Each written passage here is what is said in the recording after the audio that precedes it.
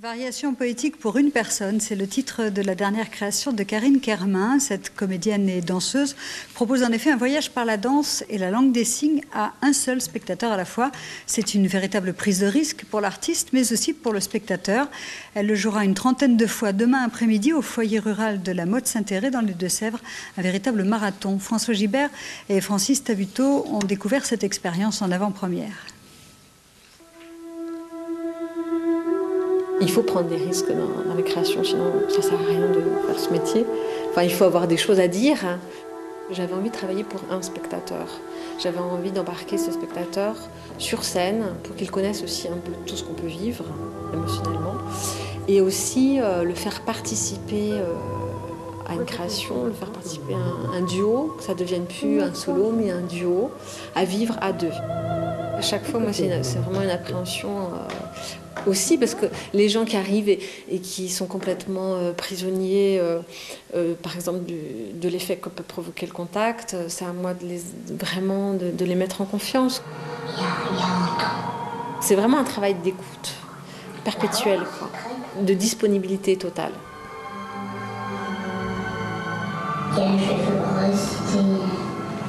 Le langage des signes est un langage chorégraphique par excellence, où vraiment on est obligé de s'exprimer avec le corps, avec le regard, de tout donner, quoi, pour dire quelque chose.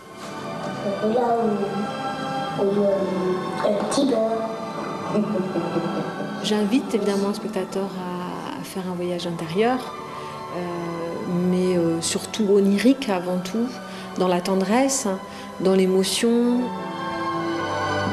On sort épuisé physiquement et en même temps nourri.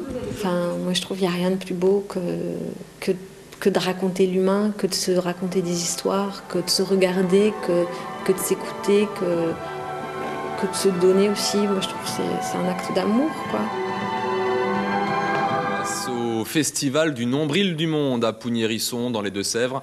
Mais le Nombril du Monde, c'est aussi le royaume de l'immensément petit. Une rencontre privilégiée entre un artiste et un seul spectateur.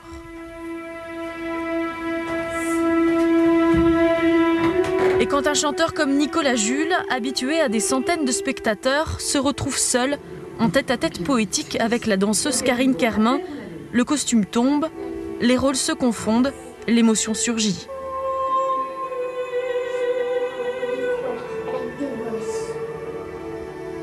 On se laisse complètement guider, quoi.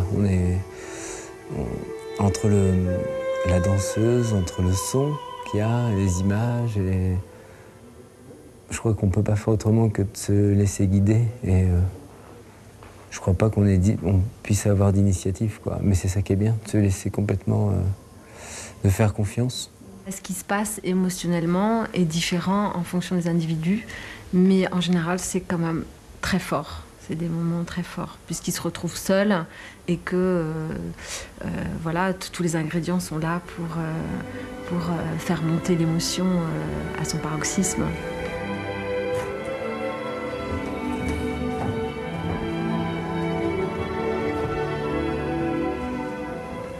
Merci.